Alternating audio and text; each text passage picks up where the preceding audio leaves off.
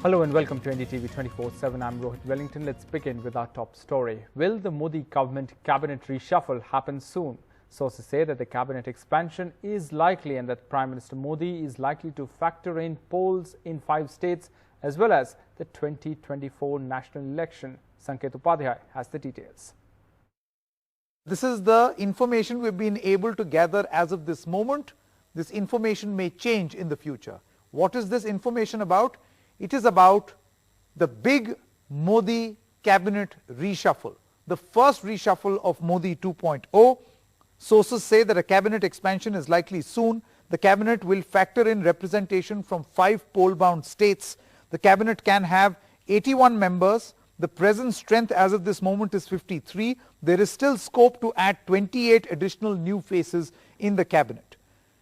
Now, 9 cabinet ministers who have additional portfolios could be relieved of some of their duties because they are overburdened. Some of those responsibilities may be reshuffled or given to someone else. There is a month-long extensive review which has been carried out by Narendra Modi, the Prime Minister, as well as other senior ministers in an almost corporate style, trying to figure out which mantralaya, which ministry has performed significantly and which has not. Almost a sort of a KRA setting or goal setting, what were they able to achieve, to have a rational and pragmatic analysis. The performance of all ministers were placed under extensive review, and now it seems that the government has arrived at some sort of a conclusion. Likely inductions in the Modi cabinet on your screen right now. Likely candidate number 1, Sarbananda Sonowal. Will he be rewarded for his sacrifice? He gave up the claim to be the Chief Minister of Assam. He has remained a minister in Modi cabinet. He was the sports minister, went to Assam. Now, is he likely to come back? Strong possibility. Jyotiraditya Scindia came to the BJP, delivered Madhya Pradesh. Will he be rewarded for that? There's a strong possibility. Sushil Modi was the Deputy Chief Minister from the BJP's quota in Bihar for the longest time. This time around he was not there. Will he be accommodated in the central cabinet? Strong possibility of that happening. The big announcement possible from Maharashtra is Mr. Narayan Rane and also Bhupendra Yadav, who's known as the organization's man, the troubleshooter for the Bharatiya Janata Party, is likely to be inducted in the Modi cabinet.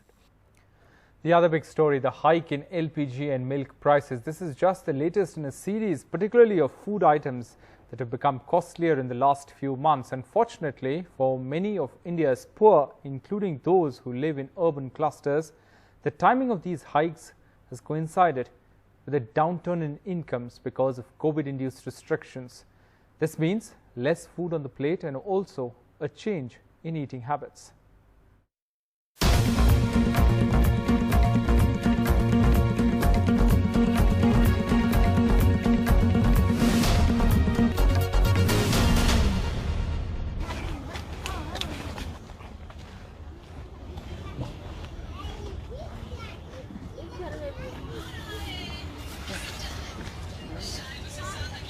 Just potato curry and rice for most meals amid soaring food prices.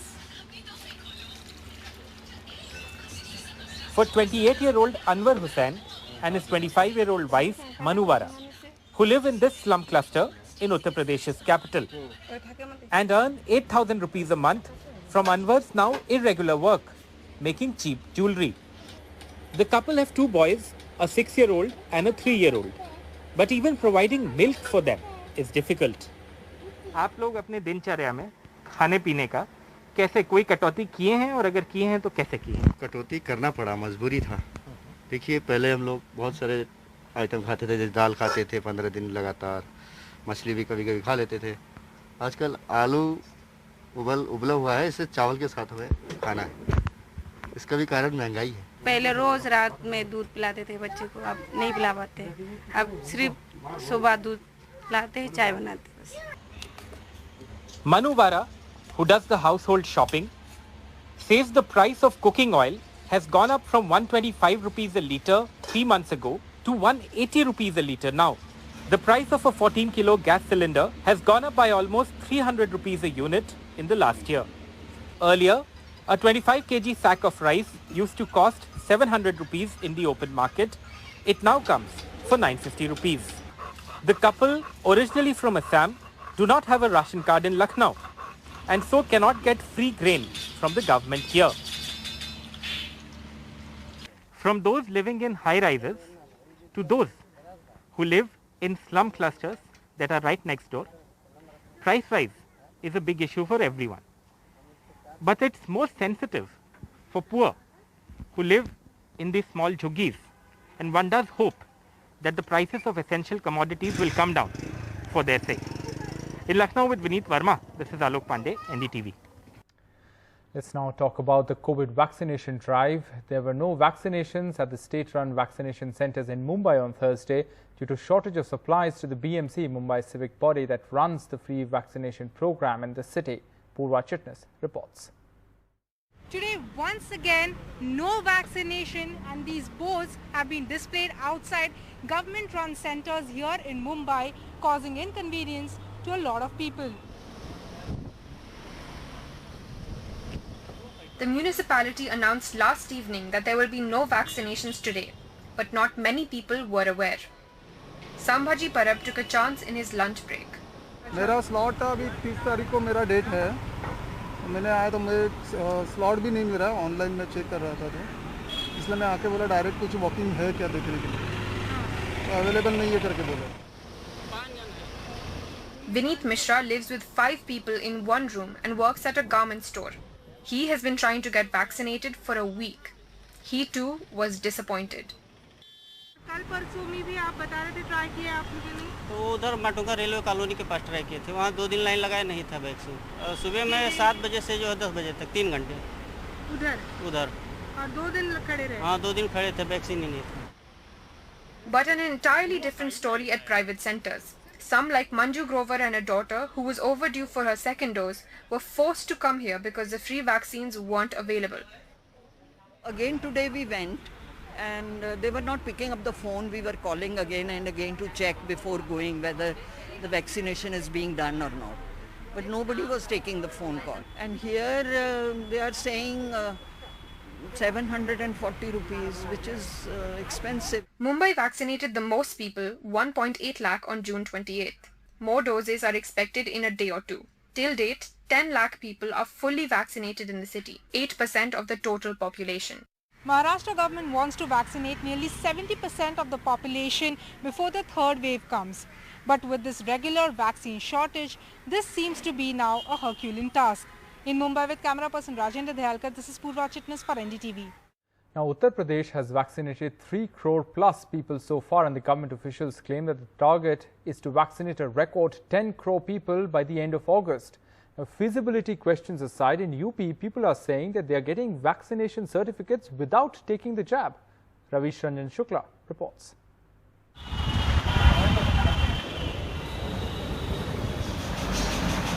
Two days ago, BJP politician Devendra Bharti, a corporator in Uttar Pradesh, Ghaziabad town, got this message saying that he and his son were vaccinated, even though only his wife has got the jab so far. Mr. Bharti and his family had visited a vaccination center on Monday in the NCR town, but vaccines ran out before everyone could get the jab. ये साहब का ticket निकल के आया. अच्छा. और इसी में साथ मेरे बेटे का भी आया ये. अच्छा, जबकि दोनों लोगों को टीका नहीं लगा. दोनों लोगों को टीका नहीं लगा. अच्छा, तो और शिकायत आपने की कहीं? अब शिकायत तो मैं करूं, लेकिन जब सीएमओ साहब फोन ही नहीं उठाते. Less than 50 kilometers away, Meerut resident Deepak Kumar has also got a message about his elderly mother's vaccination, except that she was ill and never went to hospital. Message और आता है, उस message में ये आता है कि आप अपना सर्टिफिकेट डाउनलोड कर सकते हैं, लेकिन मेरी मदर वहाँ गई नहीं. अच्छा. तो मैं इस चीज़ के लिए बहुत दुखी और परेशान हूँ कि जब टीका लगा ही नहीं, तो ये सर्टिफिकेट इशू क्यों हुए? The UP government says that action will be taken. ऐसा कोई भी प्रमाण पत्र कोई जारी हुआ है और कोई गलती हुई है तो इस पर बहुत सख्त सजा दी जाएगी. मेरे संज्ञान में ये बात नहीं आई, आपके संज्ञान आई है तो मैं इस पर जांच करवाऊंगा. UP has so far partly vaccinated 3 crore plus people of its massive 23 crore population. The state claims it will provide at least one jab to 10 crore people by the end of August. But are these the targets leading to undue pressure or mistakes? With Ravi Ranjan, Bureau Report, NDTV. All right, now to Assam, where activist turned MLA Akhil Gogoi, jailed for protests against the contentious citizenship law, walked out of prison after more than 18 months. A special NIA court cleared him in a pending UAPA case. The Assam leader now wants to start a movement against the misuse of the anti-terror law. Ratndeep Chaudhary reports. Today is the historic day for independent judiciary. I think that an undeclared emergency is going on in the country.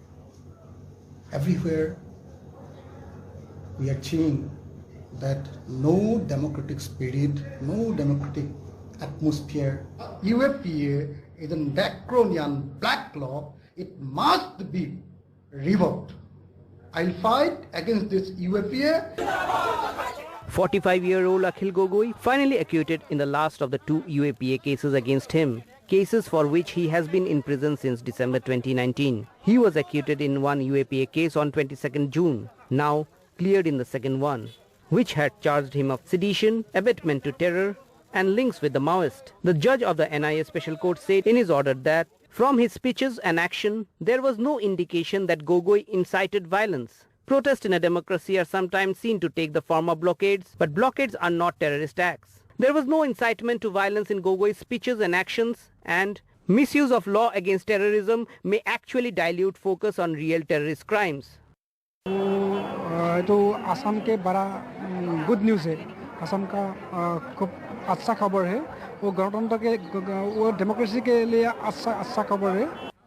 Gogoi's release and that of 3 of his aides, also charged under UAPA, is being celebrated as a big step forward against the misuse of UAPA. In Guwahati, Ratndeep Chaudhary for NDTV. Maharashtra is at the center of the Kurukshetra battle, fighting on multiple fronts like COVID and corruption investigations. That's what the ruling Shiv Sena has said in a stinging editorial that takes digs at the BJP, its former partner. The editorial comes amid speculation that the alliance partners could reconsider the current political formation under pressure from the agencies like the ED and the CBI. The Shiv Sena attacked the BJP in an editorial in its party mouthpiece Samna, alleging misuse of central agencies. The latest salvo comes amid speculation of a possible patch-up between the 2 former allies, especially after Chief Minister Uddhav Thackeray met Prime Minister Narendra Modi in New Delhi one-on-one. The speculation in Maharashtra is that one of the alliance partners may blink and join hands with the BJP as pressure mounts from central agencies. On record, both parties have shrugged off any such possibility. Maharashtra is battling the COVID pandemic and now it also has to battle autocratic action by ED and CBI, a stinging editorial in the Samna said. The editorial said Sharad Pawar and Uddhav Thackeray must have adopted the strategy of fighting back. The editorial described the ongoing investigations as the battle of Kurukshetra from the Mahabharata and said the alliance is currently like Lord Krishna's chariot, right at the center, fighting enemies on all sides to defeat adharma.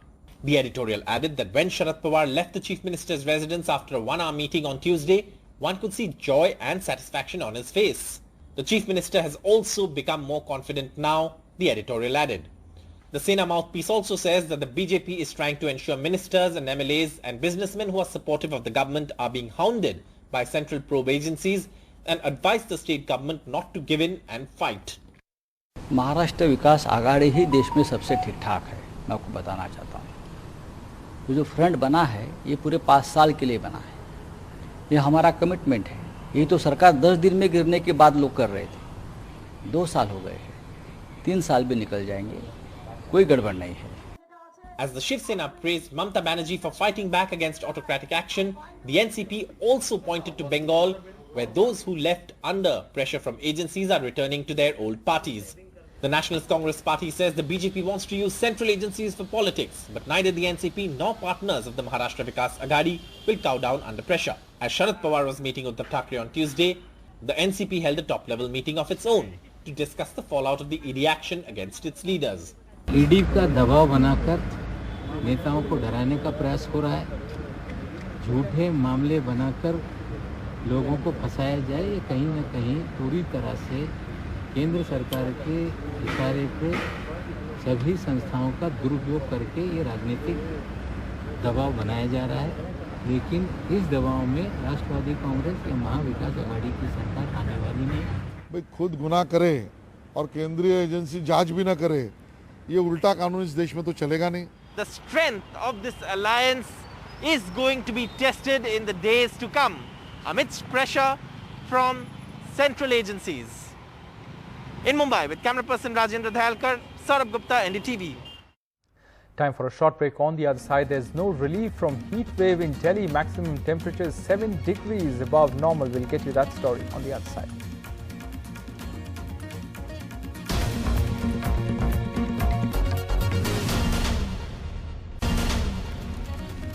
Welcome back. Delhi NCR region on Thursday witnessed third consecutive day of heat wave conditions, with the temperatures soaring up to 7 degrees above average maximum temperatures, and no respite seems to be in sight.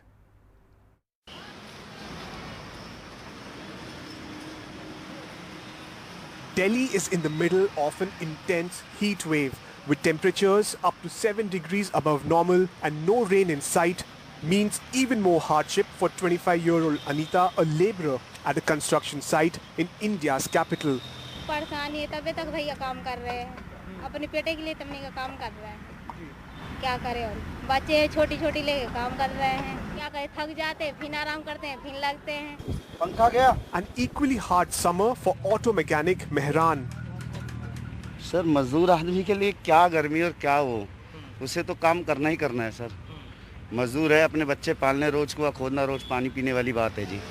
More bad news. There will be no relief from the scorching heat for at least 2 days, with the Met Department saying heat wave conditions will continue over Delhi, Punjab, Haryana and Rajasthan. लगभग 42 से 43 degree centigrade रहने के chances हैं और तेज हवाएं हमारे पास चल रही हैं और ये हीट वेव की कंडीशन हमारे पास रहेगी दिल्ली एनसीआर में. 2 तारीख और 3 तारीख में हल्की फुल्की बारिश और रेनफॉल हो सकती है, तो उसके चलते थोड़ा सा तापमान हमारे पास गिर सकता है.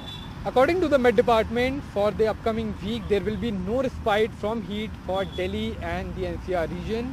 And the healthcare experts now are saying that people should avoid coming outdoors and must avoid working directly under the sun. But in these conditions, the biggest question is about those people who do not have any other alternative, and without any security gears, they have to work in the scorching heat, risking their life every day. With colleague Divya Vadva and camera person Shashikant Jha, I'm Akshay Dongre, NDTV.